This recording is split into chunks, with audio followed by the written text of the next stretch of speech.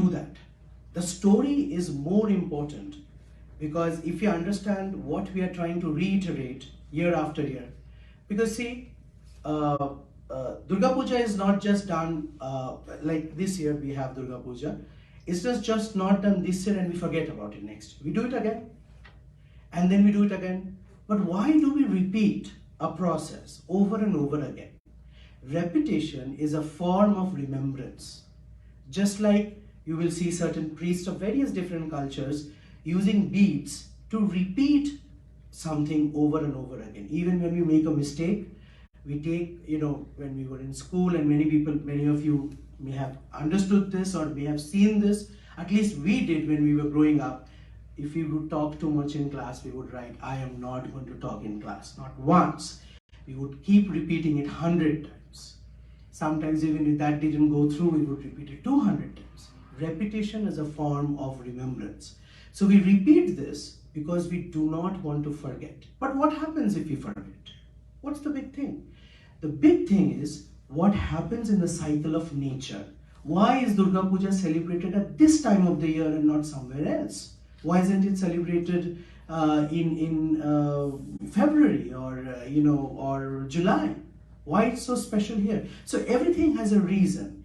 And before I go there, I want to introduce the 3 stories which forms the crux of Chandi Part. The 3 stories pays our homage to 3 facets, 3 sides of the divine feminine: Mahakali, Mahalakshmi and Mahasaraswati. Now Mahakali, Mahalakshmi and Mahasaraswati, although we may be familiar with the names Kali, Lakshmi and Saraswati, but whenever we associate the word Maha, it has a different meaning. So let me explain that. So let us say that you have a pot of clay, and from that clay you scoop up a certain content and you make a form out of it. That form is that is also clay. It's part of the clay, but it is also not the clay. So the clay is the very basic entity, the unmanifested potential of that form. When we say Maha, we are trying to pay attention to the form which is unmanifested. That means which is beyond any form. So during Kali Puja we worship Kali. But Mahakali is the form from which Kali emerges. In Lakshmi Puja we worship Lakshmi. But Mahalakshmi is the form from where Lakshmi emerges. The word there to define it is actually called Tattva, which means essence. That means the root, right? So just like the clay is not the form, but the form is made of the clay, similarly Tattva is something which is potential, not yet manifested. So Mahakali, Mahalakshmi and Mahasaraswati are forms of the divine, same divine, which manifests because to handle certain problems. So remember, a hero only makes sense when there is a villain. If there is no villain, the role of a hero doesn't exist. So first the problem is created and then the solution comes. So before I go into these forms, let me tell you what is written in Chandi. The story of Chandi is the story of 2 losers.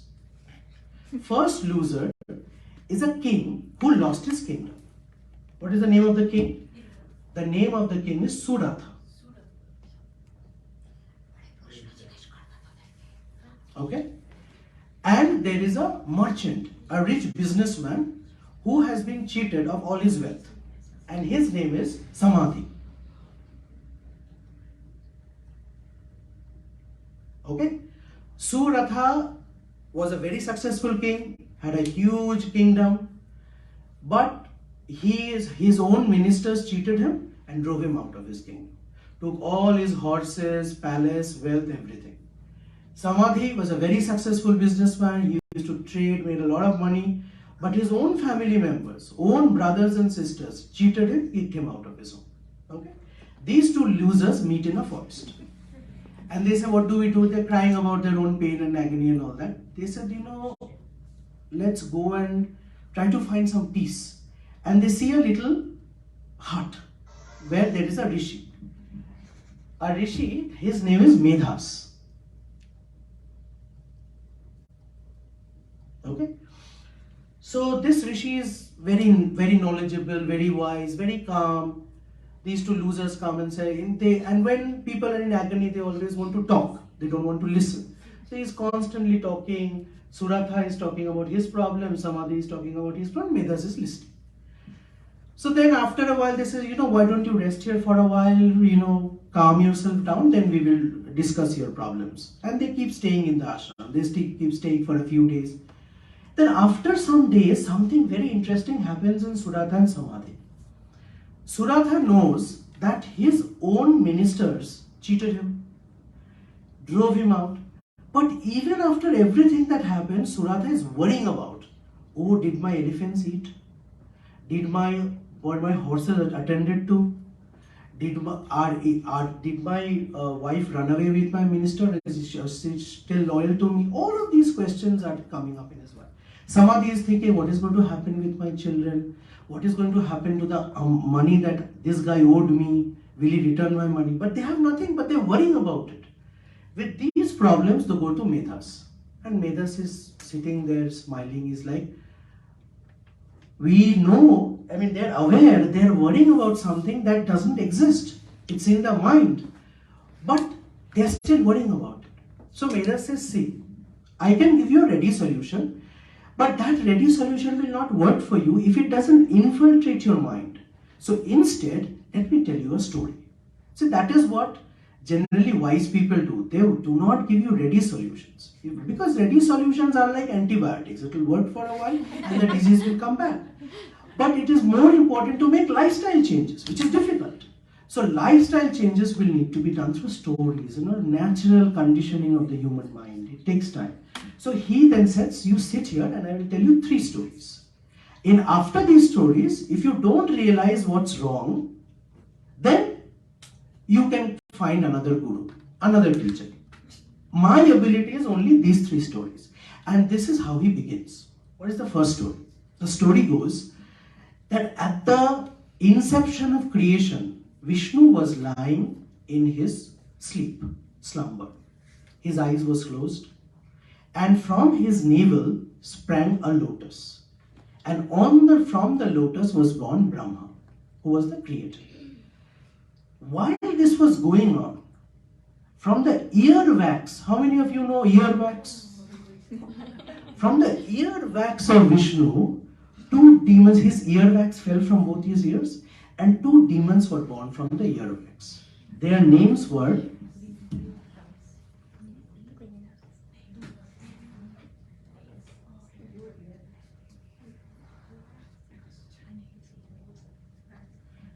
Madhu and Kaitab. Madhu and Kaitab were born from the earwax of Vishnu. When they were born, the first person they saw was Brahma, because that's when you fall off the earwax, they saw that the only other guy was Brahma. So they went and attacked Brahma. So you are the only guy, we have nothing else to do, so we'll fight. So they went and attacked Brahma. Brahma, poor guy, was very scared. He is shaking the lotus, Vishnu, wake up, Vishnu. Vishnu is lying down, he's sleeping. So Brahma says that there must be someone who is keeping Vishnu asleep. So let me pray to that power. So Brahma, using his intellect, because he was very intelligent, he prays to Mahamaya. He says, there must be a goddess. There must be someone who is superior than Brahma, who has put superior than Vishnu, who has put Vishnu to sleep. So he prays to Mahamaya and he says that please remove your veil of ignorance from Vishnu so that he wakes up. Okay? And Mahamaya listened to Brahma and she said smilingly, yes, you have identified that there is a problem. And because you have identified because there is a problem, you want me to wake up someone who can defeat these 2. So I will listen to you. Okay? So it's a very key point that Medhas mentions. This is extremely key. That before going any further, the first step that Durga is teaching us is identify there is a problem. And that is a very big step that we need to take. If we constantly feel that why are we not waking up and we keep shaking the lotus, it's not going to work. We have to identify we are sleeping. So waking up is the first step. So when Vishnu, because of the blessings of Mahamaya, the slumber of Vishnu disappears. Vishnu wakes up, Brahma talks to Vishnu, says that you take care of these two demons which came out of your own earwax and you please clean up this mess. So Vishnu fights with them, and he fights with them for 5,000 years. 5,000 years Vishnu fights with two demons who were born from his own earwax. But he couldn't defeat them because after all they are Vishnu's earwax. Right? They are not any person. So then Vishnu says that it's impossible to fight myself. It's part of me. It's my waste, but it's still part of me. So what do? Then Brahma, he remembers the story of Brahma, what Brahma said, that you were sleeping, someone woke you up. So he says that let me go and pray to that power that woke me up. He prays to Mahamaya. He says, Mahamaya, show me how I can defeat the demon that I'm fighting for 5,000 years with zero result. So Mahamaya says that you cannot win. You do something, you boost their ego up. And when you boost their ego up enough, they will give you their own claws of death. He says, that's very funny. He said, yes. That's the only way you can defeat them. So then Vishnu fights with them. And every time they give a very good blow to Vishnu, and they were fighting only with hands, okay? Like basically just like Kusti, fighting with hands. When one of the demons would give a good blow to Vishnu, he would say, wow, beautiful, amazing blow. Such power, such grandeur. And these demons would be very happy. After a while, their ego got boosted so much, they said, oh, good guy, tell me what do you want? I give you a boon. Vishnu says, I have only one boon to ask you. Please tell me how you will die. So these demons are now confused because he has given a boon. They think they're superior to Vishnu. They have to hold their promise. So they look around and they see only water around. Say, see, we can only die at a dry place. Vishnu says, okay. Then he expands himself into a huge form and then kills these demons on his thigh. He takes these demons on his thigh and then through his Sudarshan Chakra cuts their head. That's the first story. But before I go to the next story, let's understand the lesson. The lesson is Madhu and Kaitav, who are they? They are coming out of our earwax. Ears are very special organs. Because unlike your eyes where you have a lid, you do not have a lid on your ears. Which means we are meant to always listen. Listening is wisdom. You are not necessarily important for you to see everything. You can close your eyes. But you cannot stop listening naturally with your ears. You have to hold your hands on top of them. So listening is something that is an input to wisdom. When the earwax is symbolic representation of tamas, that means lethargy. When you are not listening enough, that means there is blockage in your ears. That is the earwax. That means when you are in inertia, that means you are constantly doing something. What is inertia? I wake up, I brush my teeth, I have my breakfast, I go to school, I come back, I do this tuition, this is Monday tuition, I come back, I go to sleep, I wake up, do the same thing, Tuesday tuition, come back, go to sleep. This is inertia, routine, constant one thing at the time, and doing it in such a way that it becomes a process, that it becomes something which makes us not human, robotic. One thing after the other, everything step by step, and it is so conditioned that you can do it even without thinking. That means you are in inertia. You are not conscious. You have seen people walking in street these days with smartphones. Even if another person is crying for help, they will not notice because they're looking at their phone. That is inertia. Not being aware is inertia. That is called tamas. So out of the tamas we come up When Mahamaya removes the veil of ignorance from our eyes, then we suddenly wake up. Waking up is just not a physical waking up. Waking up is also a mental waking up, a spiritual waking up, a internal waking up. You realize that something has to change. That is Vishnu waking up. Who is Vishnu? Vishnu is your mind. This battle is happening right now within all of us. Madhu and Kaitav are our inertia components, and inertia has two components. Madhu are the sweet components. This process gives us benefits. When you have a process set up, it gives you benefits. That's why you have a process. That's Madhu. Madhu means honey. This is a sweet thing. Kaitav are the bees that creates the honey. That's the hard work of the process. Every process that you have, you wake up, you go to office, you go to school, this is hard work, and you're getting rewards, good grades, salary, etc. These are all rewards. This is extremely good, and they're very powerful. Even Vishnu cannot kill it. That's the whole story. For 5,000 years, your mind, which is my Vishnu, is fighting my process and the benefits from my process. So it is not easy to kill it. It cannot, because I am enslaved within the same process. I have created it. No one else has created it for me. It's part of me. That is why it's such an elongated battle. So I go and worship Mahamaya, that I am not even in a position to have a bird's eye view of my life. Because can you see a picture when you are this close to it? You cannot. You can only see a picture when you are at a picture from a distance.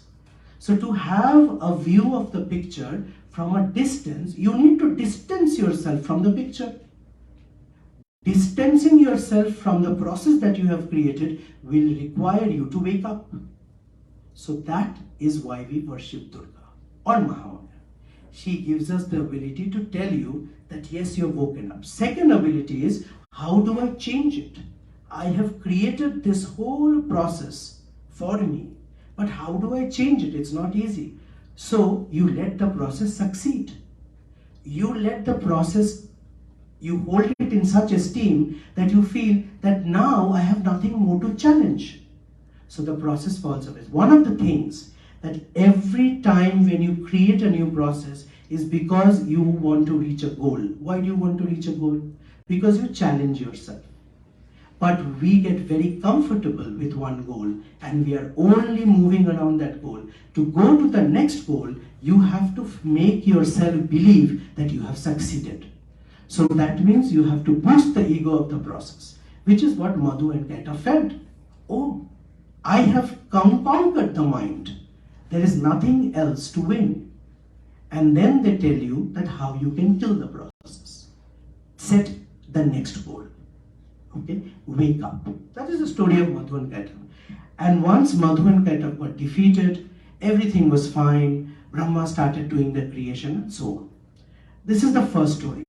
The lesson was for Suratha and Samadhi to understand that what problem they are talking about, everything they have created is their own doing. So they have to wake up and take a bird's eye view of their life.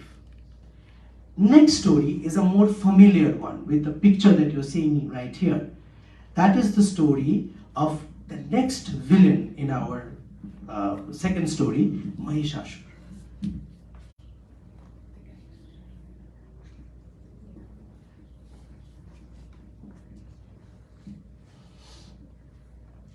So Mahishasura is a very interesting character.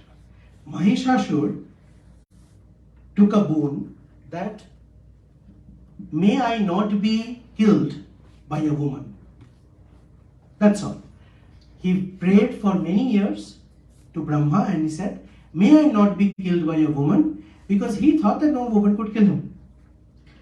And what the first thing he did was, when he took that boon, he wanted to control. What was the main thing that he did? That he wanted to control forces of nature. That means he controlled sunrise, he controlled air, he controlled cycles of nature, seasons, etc. So what does it mean? Mahishasur controlling nature seems magical, but think of this in terms of our day-to-day life. Mahishasur is that demon that thinks, what is a woman? Let's understand here. What Mahishasur said, may I not be killed by a woman. What do we mean? Now we know that our brain has two sides to it. The left side and the right side.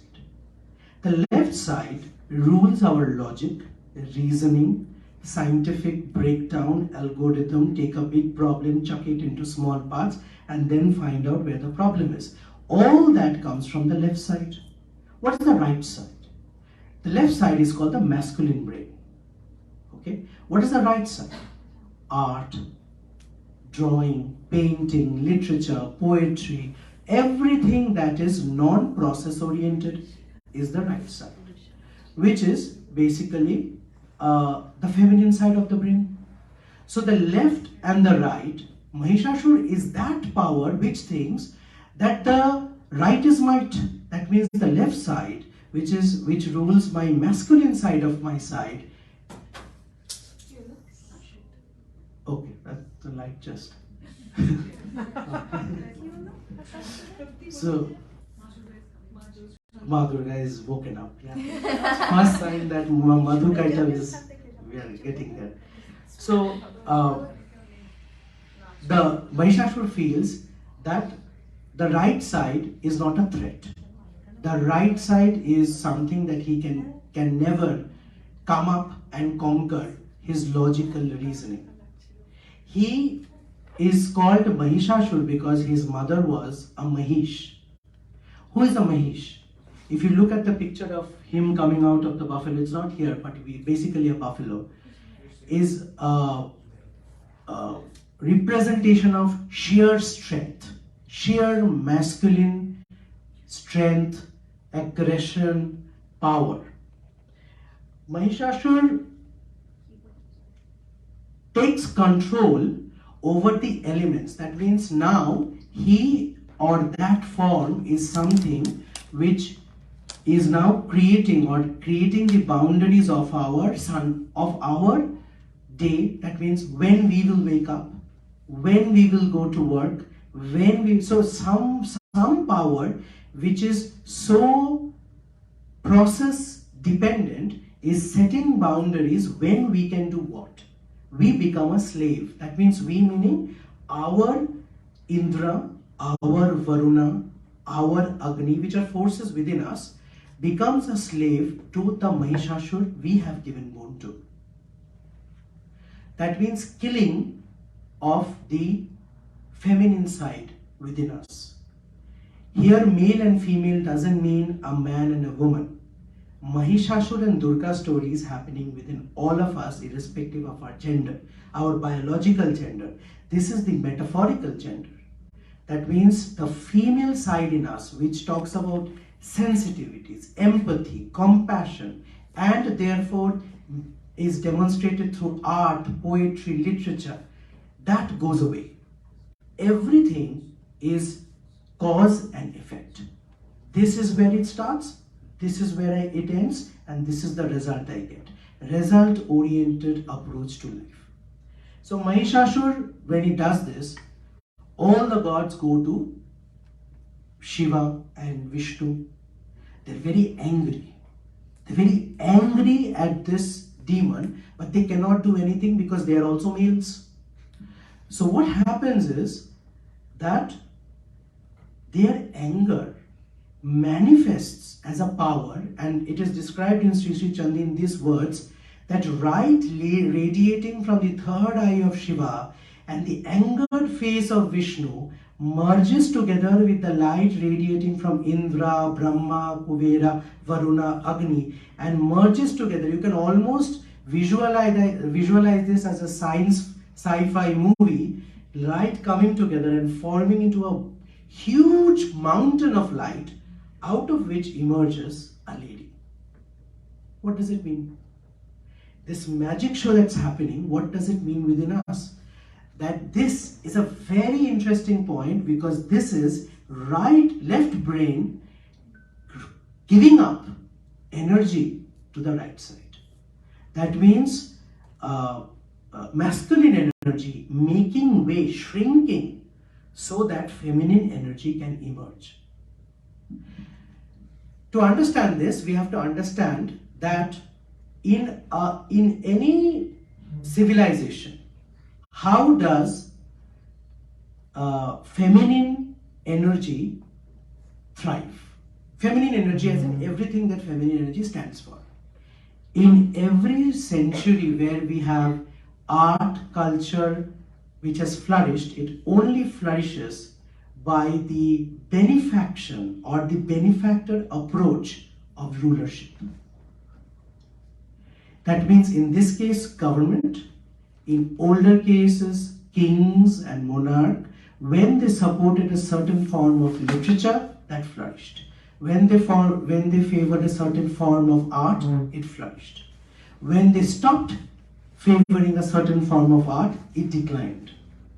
It's always been, that means the right side, the left side has to make way for the right side. So this is now the masculine energy shrinking or giving way to the feminine energy, which then basically shines like a bright light and emerges. So she is carrying the power of all the gods within her. And she is shown, it doesn't explicitly mention in Sri Chandi that she has 10 hands. It's very interesting. But it is explicitly mentioned that 10 gods give her 10 weapons. So we visualize that she must be having 10 hands. But what it means is that she's very powerful. She's more than ordinary. She's expansive. So as a result, Shiva gives his Trishula, as you can see, Trishula with which she is.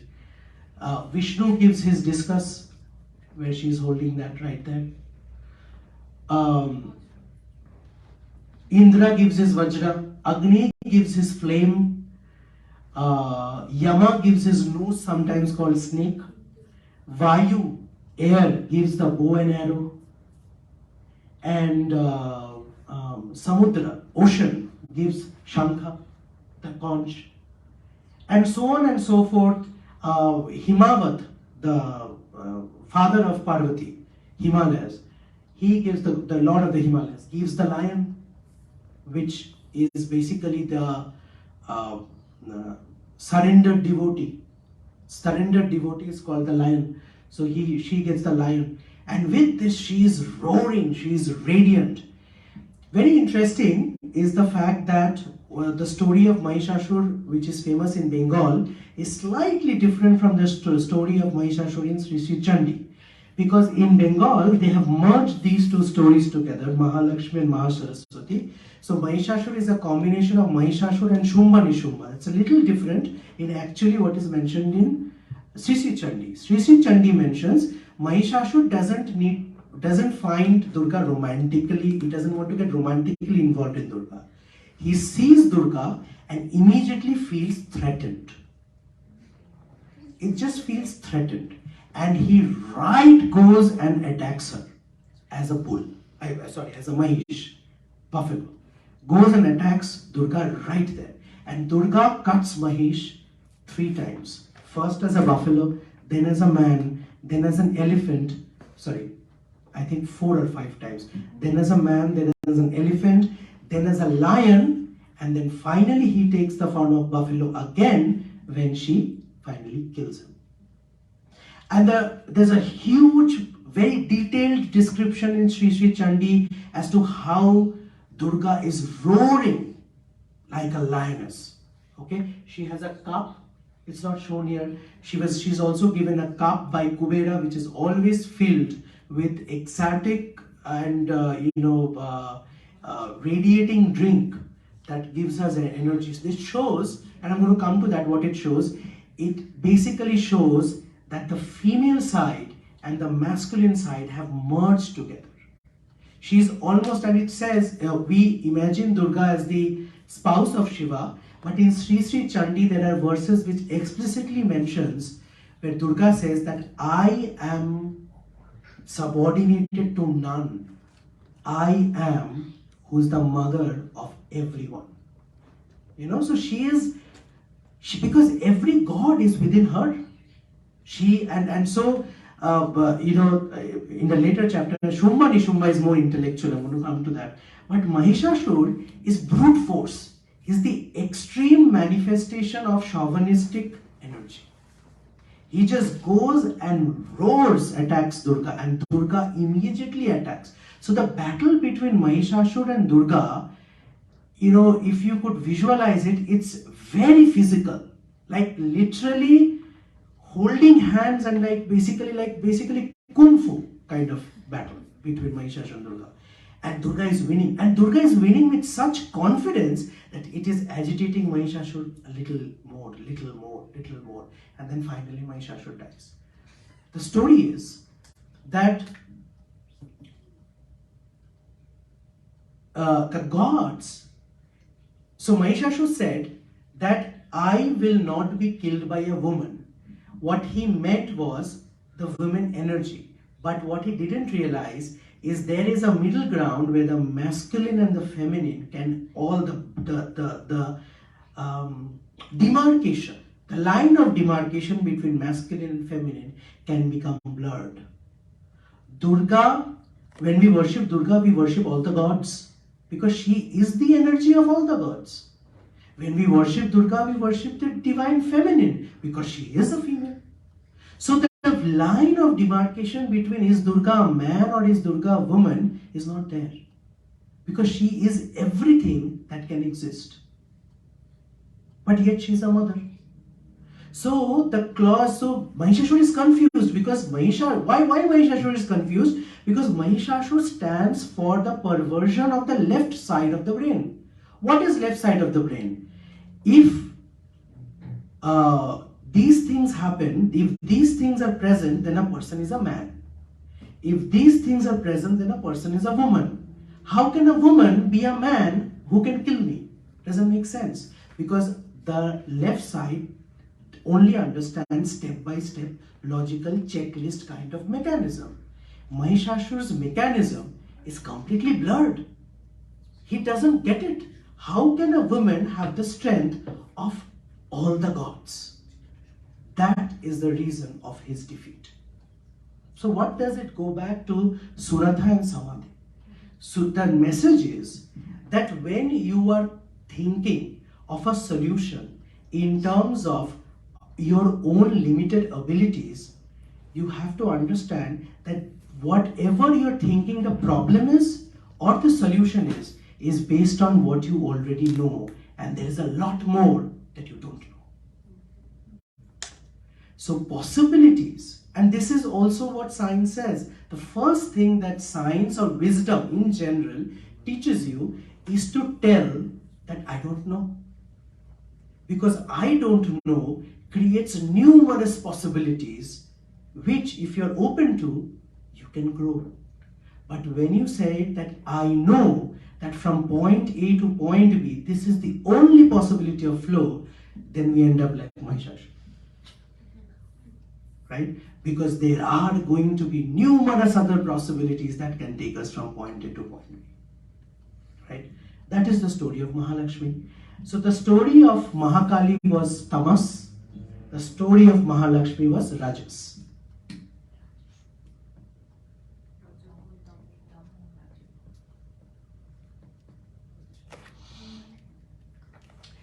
The most complicated story of Sri Chandi is the last story. Here the demons are smarter, very intellectual. You have basically Madhukaitav here, Mahishasur here, and the last pair of demons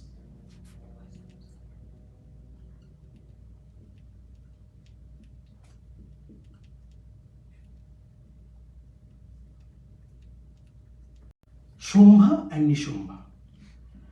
This is very interesting story. So what happens? So Shumbha and Nishumbha also, like Mahishasur, gets a boon that they cannot be again easily killed. Let's call it that. Easily they cannot be killed, and they basically again very similar to Mahishasur, which is why these stories were merged in the Bengal culture and they were merged together and called Mahishashur in the literary works of what is chanted in Mahalaya. But Shumba Nishumba is different because their approach to Devi was very different. So they are two demons, and they also take control over the elemental forces. So seasons, rain, sunrise, this and that. Very similar to Mahishashur. So the gods go and pray to Devi. Because at the end of Mahalakshmi chapter, Devi Durga tells Indra that if you ever fall into problem, then you can call upon me with these mantras. And he gives this Jayanti Mangalakari, etc. mantra is given him. So Indra remembers that I can now call upon the mother. So Indra calls upon the mother, and Parvati was having bath in the Mansarovar. Out of the body of Parvati comes out a Devi called Kaushiki, which is again Durga. And Indra says that Devi, please help me. So Devi says, who is this new guys in the market? This is these two jokers have come, Shumba and Nishumba, and they have again, like Mahishashur, captured all the forces of nature. He said, okay. So now Devi again very similarly sits on the lion and is sitting in an area in the territory of Shumba and Nishumba. And the generals of Shumba and Nishumba sees Devi. When they see Devi, what was the approach of Mahishashur? He went and attacked. They don't go and attack. They see Devi and they are completely mesmerized by her beauty. Completely mesmerized. They run to Shumba and Nishumba and they say that if you have captured everything, you have captured Indra, Agni, Varuna, all of these gods.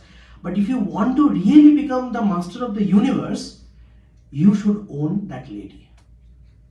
So Shumba and Nishumba, really? Yes. Then he sends one messenger after the other to court her.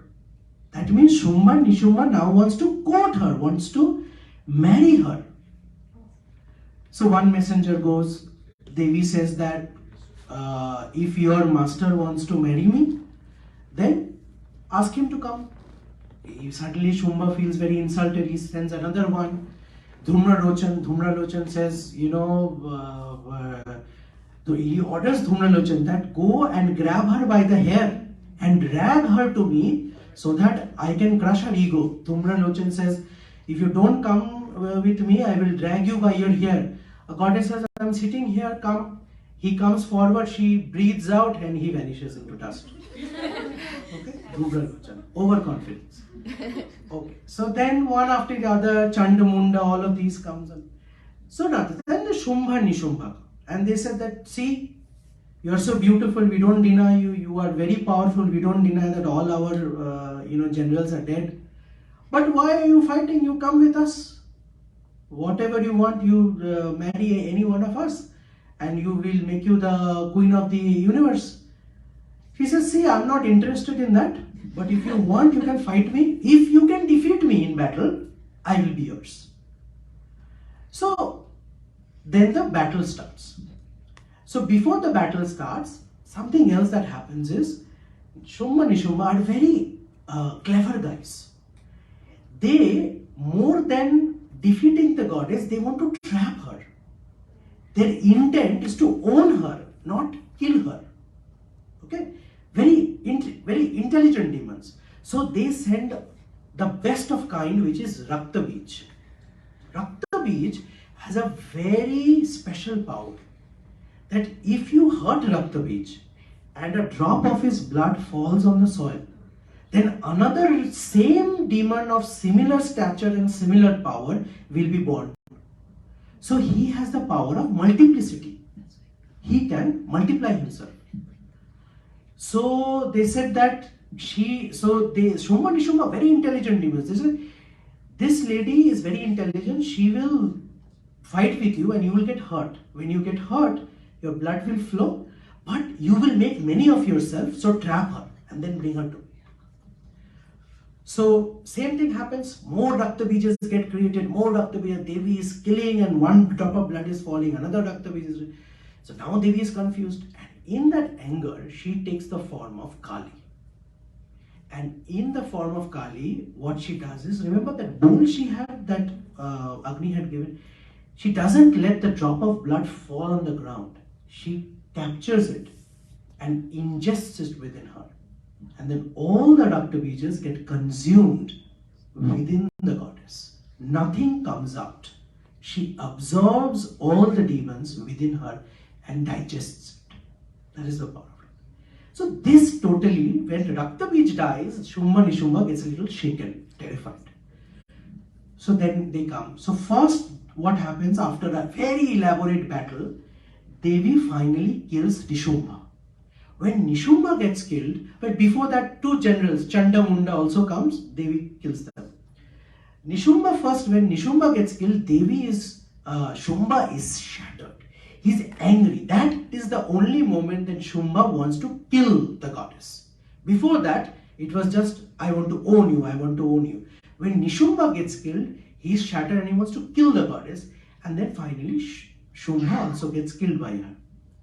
So Shumba and Nishumba, so you have to understand that as the Devi also, that means goodness within us, that means the light within us, as it matures, similarly the darkness within us also matures at the same rate. Because there is no use of a hero if there is no villain. So these two villains are more complex. Shumba is the concept of ego. Okay, and Nishumba is the concept of what the ego wants. So this is the me demon and this is the mind demon. Okay, that means Devi is basically what we called Parabrahma, or the ultimate source, the goodness within each one of us, which we called God is within us, right? That's why we do Namaste. So the God within us is Devi. But to go to the God, first blockage we have at that stage is ego. Even the greatest of masters fall because of that. So what is that stage? Knowledge, yes. So what is the first stage? Knowledge is not masculine or feminine. Don't try to apply point A to point B to understand your problems, because there are more solutions to the problems. Shumba and Nishumba understands that. So we have now grown that yes, our problems are not binary. We have woken up also. We know that there is a problem. So we have understood Madhukaitav, we have understood Mahishashur. But now we think, okay, I am humble, I know there are many possibilities, but all that I have learned is now mine. I have learned it, and only I know it. So I should be the best. So everywhere that is whatever I see best should be mine, because I know everything. So this concept of if I see anything good, it should be mine is Shumba. And everything that is mine is Nishumba. Okay? That means now it is no more a struggle. I am a very intelligent demon now. That means I have understood that knowledge is important. But you know that many knowledgeable people also suffer from an ego problem. And that ego is that if there is knowledge, if there is something good, then it should only exist with me. That problem, so when the Shumba and Nishumba sees divinity, they don't want to kill divinity, they want to own it. That come, be one with me. But divinity says that I am everyone's, I am not just yours. That is the problem. And so finally, as Mahasaraswati, which is Sattva Guna, it makes us realize that stability, that means happiness, cannot be enforced by grabbing something that doesn't belong to me. If even it is something beautiful, even it is ethereal, even it is divine, if I think that I own it, then eventually I will die, because we and our ego also have an expiry date, but the goddess does not. So this is the last message of Sri Chandi, that Medhas teaches Suratha and Samadhi. They eventually understand that all the problems that they had faced and all the repercussions in their mind that they had imagined because of the problem are all creations of Mahamaya. and therefore they surrender. When they surrender, then Medhas tells them that you have now conquered a stage where you have conquered your ego. So now if you want to go back to your kingdom with your valor, with your attributes, and win back your kingdom, you should be able to do that. And tells Samadhi that you should go back to your life and lead a happy and a stable life with your family. And both of them go back and they live happily ever after. That is always how a story ends. So that is how Sri Chandi ends. This is what you will learn in your Durga Puja. This is what any priest in any temple is going to go through. This is the message of Durga. So thank you everyone. Hope you like the story. Any questions?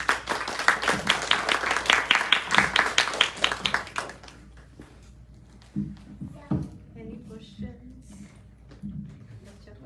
Question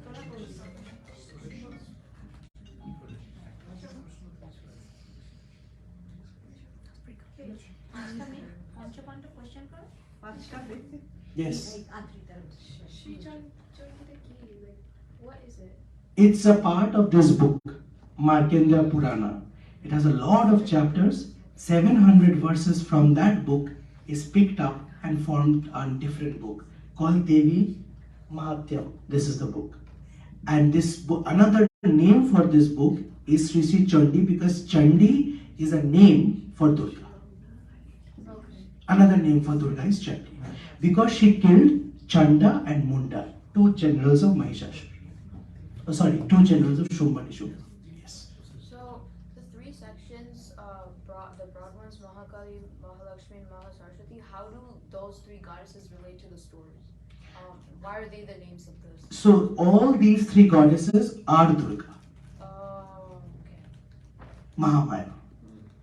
Right? She creates, so one of the, you will see one of the, it's called Devi Suktam. You will all chant this during Durga Puja. Ya Devi Sarva Bhuteshu. And there's this mantra. One of the names of the goddess is called Bhranti. Bhranti means illusion.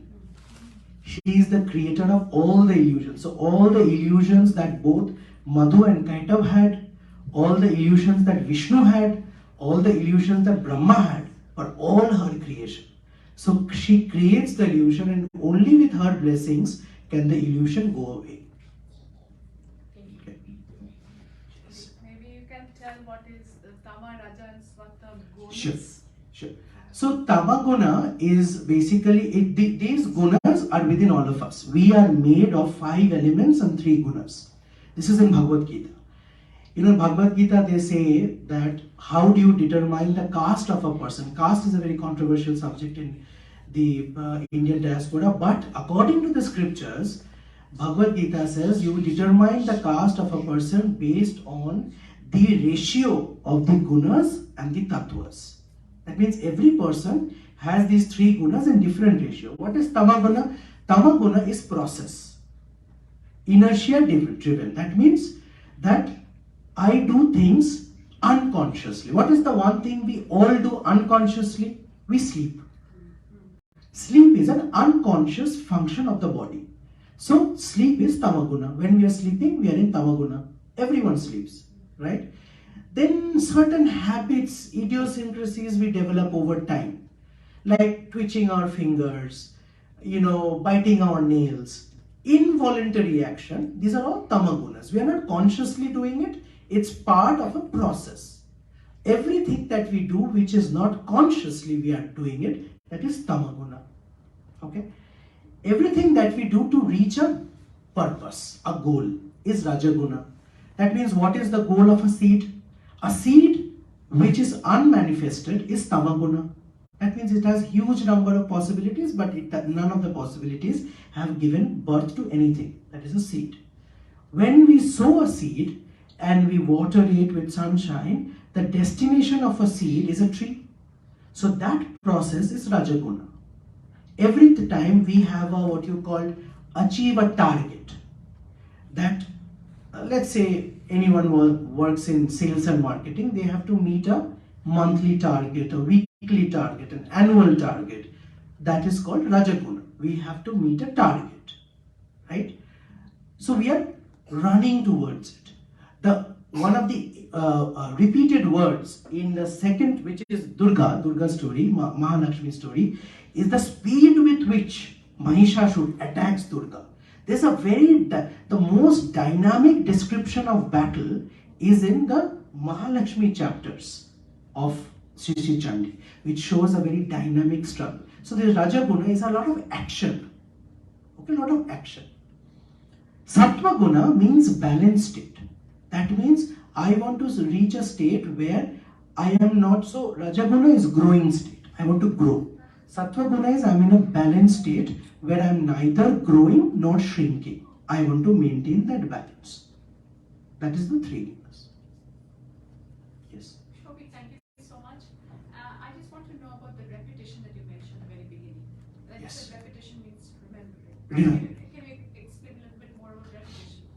So, the typical number of times that a Vaishnava or a Shakta or a Shaiva, anyone in the Hindu tradition uses a beat is 108. 108 times they repeat a certain mantra. So, why do we do it 108 times is because, I won't come to the 108, it's a little complex discussion, but why we repeat it is because one time if we do, we might forget.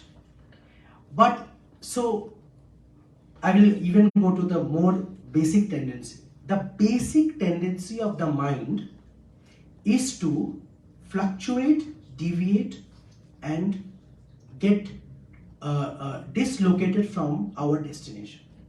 Have you seen one of the pictures of Shiva holding a deer in his hand? Like in one of the pictures, he holds a deer. Wherever you see a deer in the Hindu stories, whether it's Ramayana, Mahabharata, or any gods and goddesses, it talks about the mind. The mind is imagined as a deer because the mind can do everything and anything, but it cannot move in a straight line to a goal.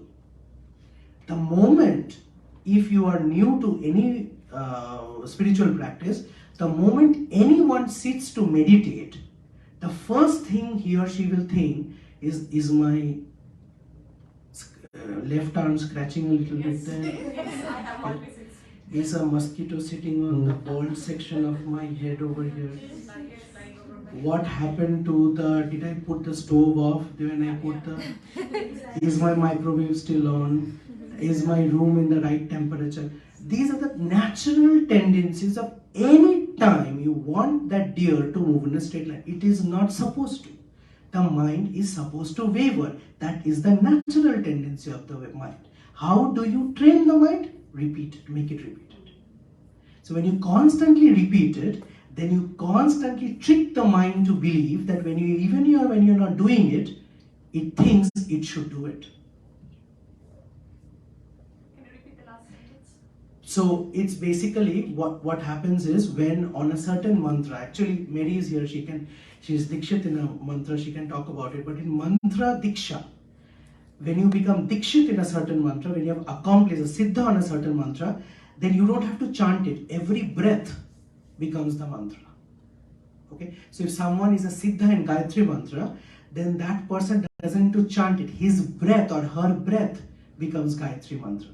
So how that happens is because through a practice that every time when the person keeps chanting, the mind knows that that is the natural state of being. Just like you don't have to think before you breathe, breathing becomes a natural state of being. You can train your mind to such a way. Same thing is applied to if you think of very severe training of martial arts. Martial arts training is very similar where a person is put through rigorous training, physical. But physical is, how do you understand pain? The mind tells you it's painful. When you constantly go through it, it becomes natural. So a repetition of anything trains you that that is the natural state of being. So you don't think about it anymore. When you're chanting and when you're not holding the bead also, you know this time I should keep repeating it. So you constantly train your mind to keep doing that thing. generally, when the mind, so this is one of the things in today's age and time, and many people are doing research on this, cognitive scientists as well as children dealing with child psychology, because of smartphones, because of, you will hear today's generation, one of the biggest problems, and I have an 8-year-old and a 2-year-old and I know it, is that one sentence which comes on very common is, I am getting bored. Why are you getting bored? We used to also get bored, but slightly less, I feel. And I think I'm talking like a grandfather, because when I was a kid, I also used to feel that all these people only give jam. But it's true that I'm seeing that I get bored. The reason why I get bored is because my deer, which is my mind, is not finding greener pastures to run around. Because my deer is feeling trapped, so my deer is unhappy. Visualize your mind as a deer. It's a deer. And what does a deer want to do? Run around. When you are putting a deer in a room, the deer is feeling trapped. So the smartphone, the tablet, the video game, the television screen is now the greener pasture for the deer. It doesn't need to be physically there. The mind is everything. So the training the mind is training the deer. That is why repetition is important. Yes.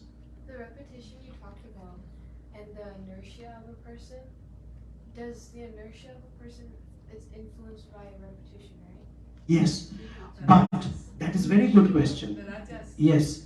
The inertia of a person, which is the person's body becomes accustomed to, what is the final goal of it? If the final goal of it, if the only goal of it is that not using the mind. When you're sleeping, you're not using your mind. When you're doing something involuntarily, that means you're not thinking, biting your nails is a habit, you're not conscious about it. But when you're training your mind, you're consciously doing it. You are doing it, not inertia, not your lethargy. You are doing it consciously.